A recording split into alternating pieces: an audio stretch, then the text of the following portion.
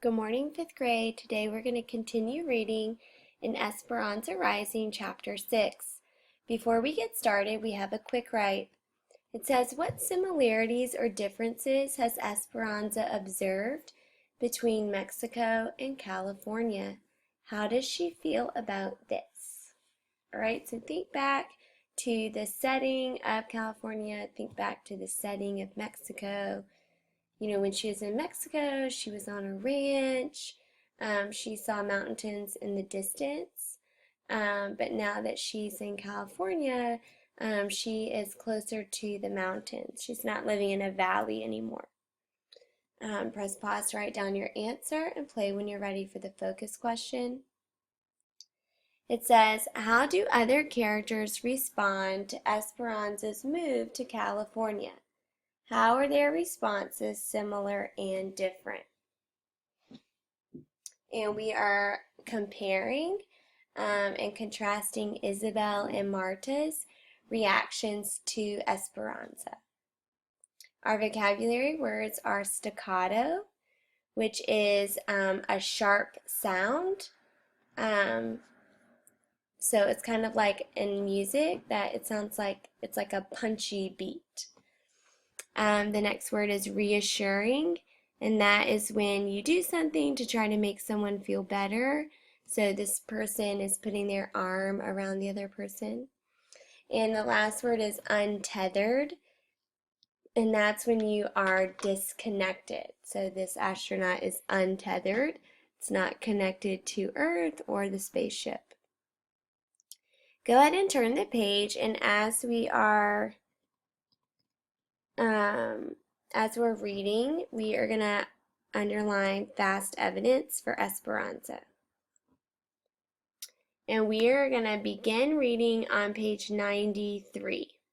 At the bottom of the page where we left off, Esperanza has just had like her panic attack, thinking about, all the changes just kind of bombarding her at once. And Miguel holds her hand and she doesn't let go, and she feels really comforted. We're at the bottom of page 93. They were heading down a steep grade on Highway 99 when Isabel said, "Look!" Turn the page. Esperanza leaned around the side of the truck. As they rounded the curve, it appeared as if the mountains pulled away from each other like a curtain, opening on a stage, revealing the San Juanican Valley beyond. Flat and spacious, it spread out like a blanket of patchwork fields. Esperanza could see no end of the plots of yellow, brown, and shades of green.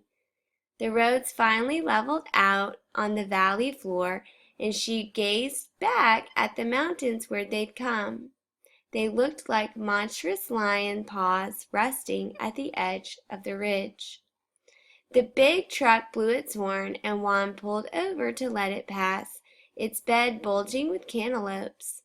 Another truck and another did the same.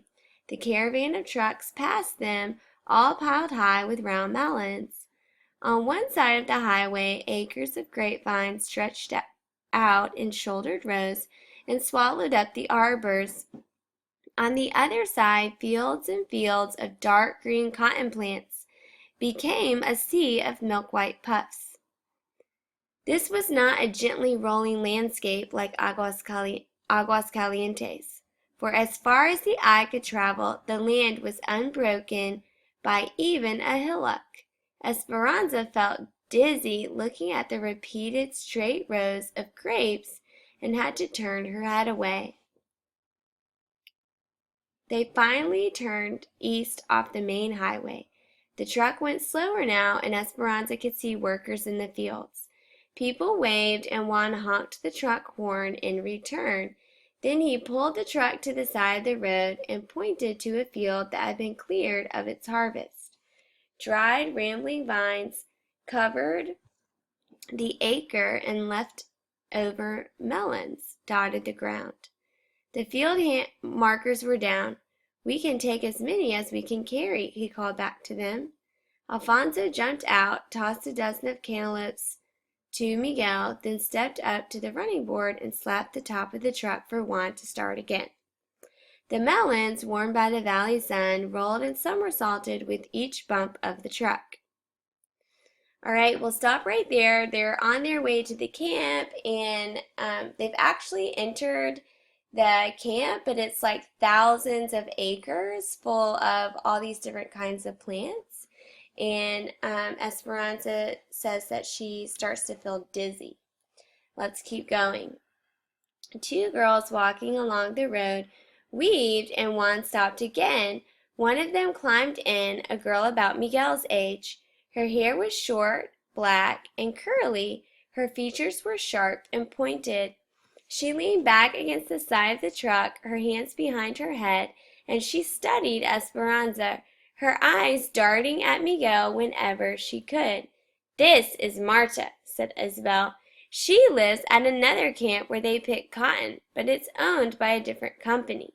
Her aunt and uncle live at our camp, so she stays with them sometimes." "Where are you from?" asked Marta. "Aguascalientes, El Rancho de las Rosas," said Esperanza. "I've never heard of El Rancho de las Rosas. Is that a town?" "It's the ranch they lived on," said Isabel proudly, her eyes round and shining. "Esperanza's father owned it and thousands of acres of land. She had lots of servants and beautiful dresses, and she went to a private school too. Miguel is my cousin, and he and his parents worked for them." "So you're a princess who's come to be a peasant? Where's all your finery?" Esperanza stared at her and said nothing. "What's the matter? Silver spoon stuck in your mouth?" Her voice was sharp and biting. "A fire destroyed everything. She and her mother have come to work like the rest of us," said Miguel. Confused, Isabel added, "Esperanza's nice. Her papa died."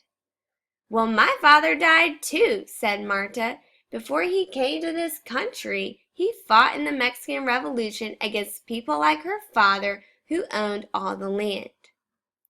Esperanza stared back at Marta, unblinking. What had she done to deserve this girl's insults? Through gritted teeth she said, "You know nothing about my papa. He was a good, kind man who gave much of his property to his servants." "That might be so," said Marta, "but there were plenty of the rich who didn't." "That's not my papa's fault."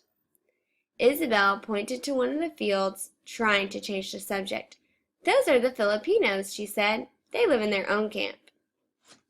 We'll stop right there because we have some facts evidence that we'll want to make sure we underline. Well, let's start with the actions in box 2. And we notice that every time Marta says something to Esperanza, she doesn't really say anything back.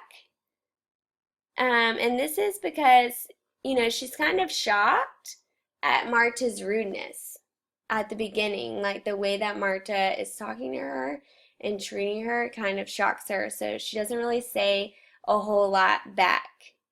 And you can underline this sentence that says, Esperanza stared at her and said nothing. And then Esperanza stared back at Marta unblinking. So at first she doesn't really have anything to say because she's kind of in shock. So in box 2 we would write, Esperanza stares at Marta each time she insults her because she doesn't know what else to do or say. Press pause to write down your answer and play when you're ready for the quotes.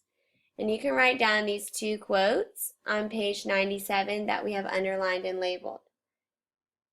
Press pause to write down your answer and play when you're ready for some more evidence. And then finally, Esperanza gets frustrated and she tries to stick up for her father because he was not one of those people who, took land from the poor. And so she basically, she sticks up for her father and tells Marta, actually, my father was one of the good people. And she says, he was good and kind and gave a lot of his property away. And then, she was like, that's not my father's fault that not everyone gave their land back. We did our part.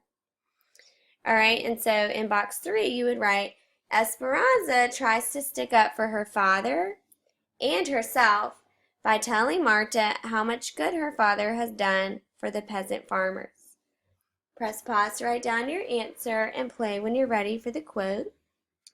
And you can write down this quote in the middle of page 97. You know nothing about my papa. He was a good, kind man who gave much of his property to servants.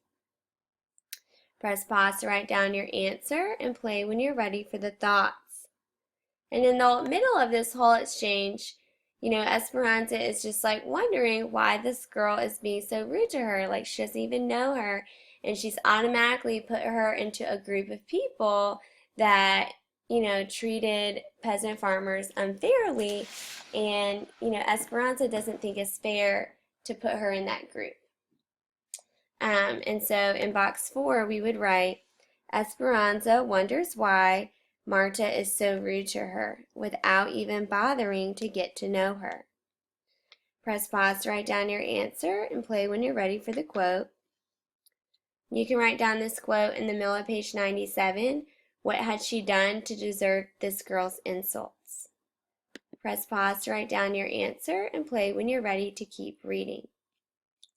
We're at the top of page 98.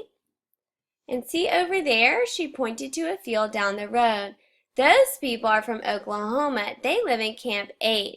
There's a Japanese camp too. We all live separate and work separate. They don't mix us. They don't want us banding together for higher wages and better housing, said Marta. The owners think if Mexicans have no hot water that they won't mind as long as we think no one has any. They don't want us talking to the Okies from Oklahoma or anyone else who might discover that they have hot water. See? Do the Okies have hot water? Asked Miguel. Not yet, but if they get it, we will strike. Strike? Said Miguel. You mean you will stop working? Don't you need your job? Of course I need my job. But if all the workers join together and refuse to work, we might get better conditions. Are the conditions so bad? Asked Miguel. Some are decent. The place you are going to is one of the better ones. It even has fiestas. There's a jamaica this Saturday night. Isabel turned to Esperanza. You will love the jamaicas. We have them every Saturday night during the summer. There is music and food and dancing. This Saturday is the last one for this year because soon it will be too cold. Esperanza nodded and tried to pay attention to Isabel. Marta and Miguel talked and grinned back and forth. An unfamiliar feeling was creeping up inside Esperanza. She wanted to toss Marta out of the moving truck and scold Miguel for even talking to her. Hadn't he seen her rudeness? She brooded as they rode past miles of young tamarisk trees that seemed to be the border of everyone's property. Beyond those trees is the Mexican camp, said Isabel, where we live. Marta smirked at Esperanza and said, Just so you know, this isn't Mexico. No one will be waiting on you here. Then she gave her a phony smile and said, Entiendes? Understand? Esperanza stared back at her in silence. The one thing she did understand was that she did not like Marta. All right, and if we stop right there, we definitely know how Esperanza is feeling about Marta. She doesn't like her because Marta is rude to her. And she's also mad at Miguel because he is entertaining her. Okay, and so in box 1 for the feelings, we would write, Esperanza does not like Marta because Marta was rude to her. Esperanza is mad at Miguel for becoming friendly with Marta. Press pause to write down your answer and play when you're ready for the quote. And you can write down this quote in the middle of page 99. She wanted to toss Marta out of the moving truck and scold Miguel for even talking to her.